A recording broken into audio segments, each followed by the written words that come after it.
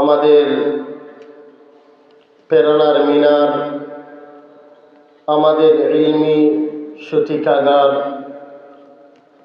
জামিয়া মাদানিয়া আঙ্গুরা মোহাম্মদপুর বিয়ানীবাজার সিলেটের আজকের বার্ষিক ওয়াজ মাহফিল। আমরা সারাদিন সারা রাত ওয়াজ শুনছি। একবারে শেষ সময়, রাত্রের শেষ সময়ে আমরা আলহামদুলিল্লাহ আল্লাহ পাক রব্বুল আলামিনের ইচ্ছায়, আল্লাহ পাক রব্বুল আলামিনের হুকুমে আবার আমরা জীবন লাভ করছি। এর কারণে আমরা উঠিয়া দোয়া পড়া উচিত, আলহামদুলিল্লাহিল্লাযী আহইয়ানা বা'দামা আমাতানা ওয়া ইলাইহিন নুশুর। হাদিস শরীফের মধ্যে আইছে রাসূলুল্লাহ সাল্লাল্লাহু আলাইহি ওয়াসাল্লাম ফরমায় যে তোমাদের প্রত্যেক ব্যক্তির মাথার পিছনে আইয়া শয়তানে যখন ঘুমাও তিনটা গাইট মারে, আর প্রত্যেক গাইটের মধ্যে ও কথা হইয়া গাইট মারে যে এখনো বহুত লম্বা রাইত আছে, ঘুমাও। এইরকম তিনটা গাইট মারে, আর বান্দায় এই সমস্ত গাইট হল ছিন্ন ভিন্ন করিলায়। যে সময় মুমিন বান্দায় উঠিয়া ফয়লা আল্লাহর জিকির করিলায়, ফয়লা উঠিয়া আল্লাহর শুকরিয়া আদায় করিয়া হয় আলহামদুলিল্লাহ, সমস্ত প্রশংসা ওই আল্লাহ যেন আমারে জিন্দা করছেন মারিলাবার বাদে। আহইয়ানা বা'দামা আমাতানা ওয়া ইলাইহিন নুশুর। লগে লগে আওহত স্মরণ করে যে আসলে আমরা তো আবার জমাওয়া লাগবো আল্লাহর কাছে গিয়া। যখন আল্লাহর স্মরণ করে তখন এই ব্যক্তির শয়তানে যে তিন গাইড মারছিল, তিন গাইডের এক গাইড ছুটি যায়। এর বাদে মুমিন বান্দায় যখন আরো গাইড ছুটার ইচ্ছা করে, মুমিন বান্দায় যখন তহারত হাসিল করে ওযু পড়িলে, তখন দ্বিতীয় গাইডটাও ছুটি যায়। এর বাদে মুমিনে যখন আল্লাহর হুকুম মানিয়া নমাজও খাড়া হয়ে যায়, ৩ নম্বর গাইডটাও ছুটি যায়। হাদিস শরীফের মধ্যে আইছে যে তখন এই ব্যক্তির সকালটা হয় নাশীত, ফাসবাহা নাশীতা। এই ব্যক্তি খুশি খুশি মনে এবং মুমিন অবস্থায়, পবিত্র অবস্থায় সকালটা শুরু করে, চাঙ্গা একটা দিন যায়। আর যদি এইরকম করে না, তাহলে হাদিস শরীফের মধ্যে আর যে এই ব্যক্তি সকালটা করলো খবিস হইয়া, খবিসুন নফস হইয়া, তার নফসটা সকাল থেকেও খবিস। আস্তা দিন যাইব তাই এই ব্যক্তির ভিতরে কোনো বালা খামর জজবা পয়দা হইত না। আলহামদুলিল্লাহ ফজরের আজান হইছে, আমরা সব জাগ্রত হই। সারা রাত সারাদিন ওয়াজ হইছে, আমরা হেদায়েত দিয়া গেছেন উলামায়ে কেরাম হলে, বুজুর্গানে দ্বীন হলে। আর এই হেদায়েতের নতিজা যদি হয় যে আজকের ফজরের নামাজটাও আমরা পড়তাম পারি না, তাহলে আমরার লাগে আফসোসের বিষয়। সম্মানিত এলাকাবাসী,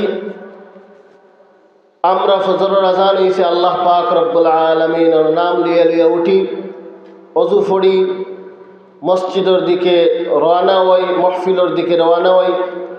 আল্লাহ পাক রব্বুল আলামিনে এর জরিয়ায় আমরা অনেক কিছু দান করবা। যদি এই ফজরের নামাজের সময় উঠিয়া ওযু পড়িয়া গরো 2 রাকাত সুন্নাত পড়িয়া আমরা মসজিদের দিকে রওনা হই, হাদিসের শরীফের মধ্যে আর শুধু ওযু পড়িয়া মসজিদের দিকে দিন রওনা হই, এর সব এত পরিমাণ যে এই ব্যক্তি ইহরাম বান্দিয়া হজ এবং উমরা করার নিয়তে বাহির হইলে যে পরিমাণ সওয়াব, আল্লাহর হাবিব মুহাম্মদুর রাসূলুল্লাহ সাল্লাল্লাহু আলাইহি ওয়াসাল্লাম ফরমায়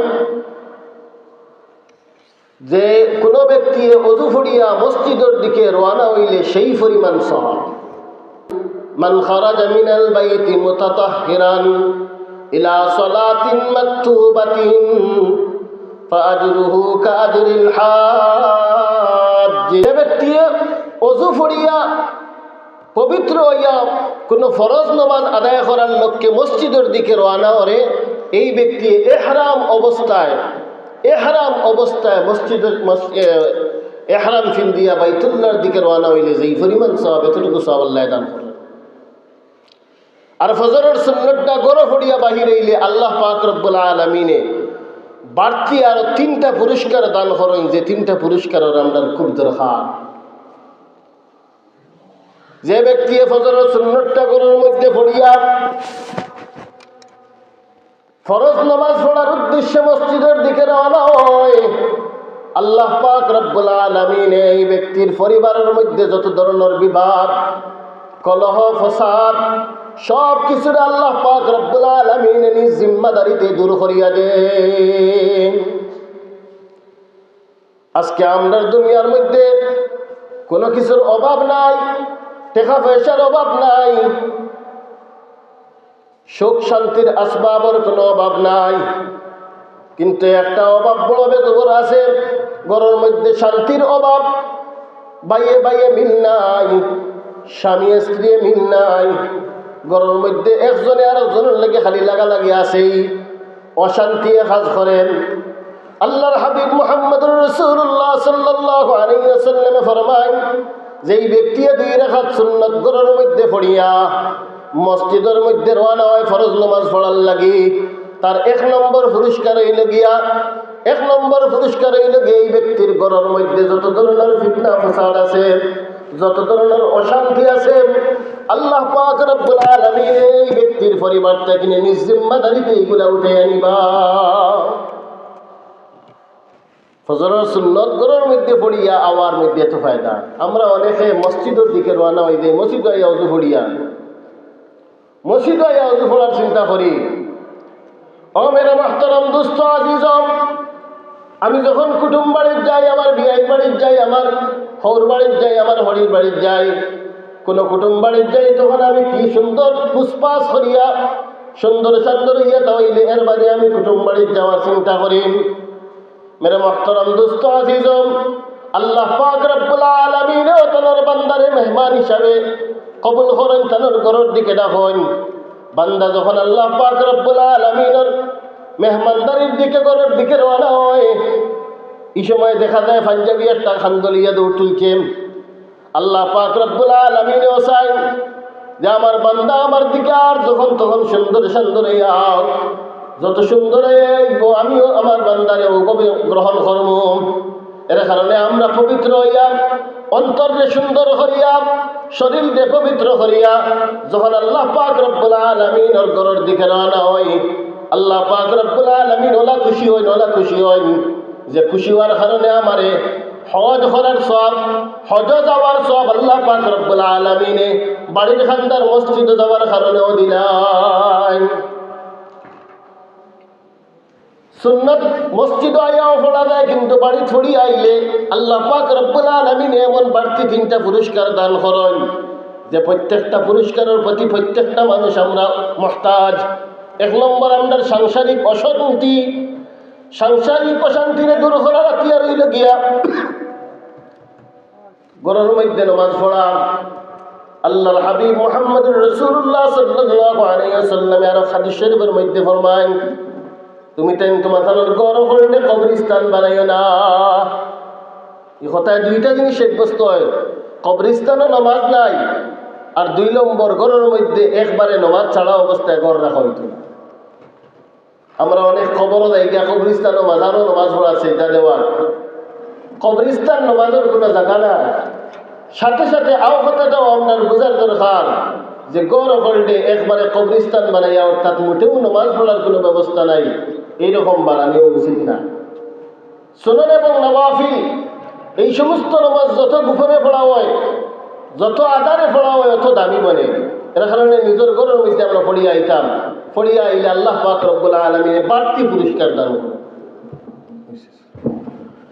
মেরে মুহতারাম দোস্ত আজিজম, আল্লাহ পাক রব্বুল আলামিন তার বান্দা, যে বান্দা ঘরের মধ্যে ফজরের 2 রাকাত সুন্নাত পড়িয়া মসজিদের দিকে রওনা হয়, এই ব্যক্তির 2 নম্বর পুরস্কার দান করেন। এই ব্যক্তির যাবতীয় রিজিকের ব্যবস্থা আল্লাহ পাক রব্বুল আলামিন নিজের কুদরতি খাজানা থেকে দান করেন। আমরা রিজেকল লাগিয়া সারাদিন কত পেরেশানি করি, 2 রে 4 6 রে 9 বানাই, মাথার কামড়ে ফার মধ্যে ফেলাই, রিজেকর কারণে বান্দায় কত পেরেশানি করে। আল্লাহ পাক রব্বুল আলামিন এখন বান্দা দিনের শুরুতে উঠিয়া 2 রাকাত সুন্নাত তোমার ঘরের মধ্যে পড়িলাও, আমি আল্লাহ পাক রব্বুল আলামিন তোমার যাবতীয় রিজেকের ব্যবস্থা করিয়া দিমু। আর 3 নম্বর পুরস্কার যেটা, এটা সবচেয়ে বেশি দরকার। ও মেরে মুহতারাম দোস্ত আজিজ, কোন মানুষ যখন মারা যাওয়ার সময় হয়, কোন মানুষ যখন ইন্তেকালের সময় হয়, শয়তানে তার যাবতীয় বাহিনী লইয়া, শয়তানে তার যাবতীয় চক্রান্ত লইয়া, শয়তানে তার সমস্ত ষড়যন্ত্র লইয়া হাজির হয়। এই ব্যক্তির মুমিন অবস্থায় মরতে দিত না। এই ব্যক্তির ইমানকে কিভাবে হরণ করা যায়, এই কারণে শয়তানে সবরে ফাঁসিয়া দে, জাতামারি দরে আর হইতে নাই। এই ব্যক্তির ষড়যন্ত্র করার, কুমন্ত্রণা দেওয়ার আর সুযোগ নাই। এই অবস্থায় ইমান দিয়া দেওয়া অত্যন্ত কঠিন। আল্লাহ পাক রব্বুল আলামিন ফরমায়, আল্লাহ পাক রব্বুল আলামিনের দয়া, আল্লাহ পাক রব্বুল আলামিনের ইহসান এই লগিয়ে বান্দার প্রতি, যে বান্দায় ঘরের মধ্যে 2 রাকাত সুন্নাত পড়িয়াই হয়, ঘরের মধ্যে 2 রাকাত সুন্নাত পড়িয়াই, এই ব্যক্তির 3 নম্বর পুরস্কারটা হইল কি, যে ব্যক্তি নিয়মিত এরকম আমল করে, এই ব্যক্তির ঈমান আল্লাহ পাক রব্বুল আলামিনে তার মারা যাওয়ার সময় আল্লাহ পাক রব্বুল আলামিনে হেফাজত করেন। তা আমরা সব উঠি, সুন্নত পড়িয়া মসজিদের দিকে রওনা হই। সূর্য উদয় তো হয়ে যায় 6:30টার দিকে, আমরা আস্তে আস্তে মসজিদের দিকে রওনা হই। ফজরের সুন্নত বাড়ির মধ্যে পড়িয়া মসজিদের দিকে রওনা হয়। আল্লাহ পাক রব্বুল আলামিন আপনার কত পুরস্কার রাখছেন। সামান্য সামান্য ব্যাপার, সামান্য খেয়ালের অভাব, সবেও তো আমরা অজু পড়ি, হয়তো মসজিদও আইয়া পড়ি, কিন্তু এই অজুটা বাড়ি পড়িয়া আইলে কত পুরস্কার। হজ উমরা করার সওয়াব পাওয়া যায়, কিন্তু আমরা খেয়াল করি না, মসজিদে গিয়ে অজু পড়ি। সুন্নত বাড়িতেও পড়া যায়, মসজিদেও পড়া যায়। যারা পড়ি আমরা তো পড়িও, মসজিদও না পড়িয়া বাড়িতে পড়লে বাড়তি এই সমস্ত পুরস্কার পাওয়া যায়। এইরকম অনেক বিষয় এখন আছে যেগুলা তুলা তুলা খেয়াল করি নিলে আমরার জিন্দগি পরিবর্তন হইতে বাধ্য।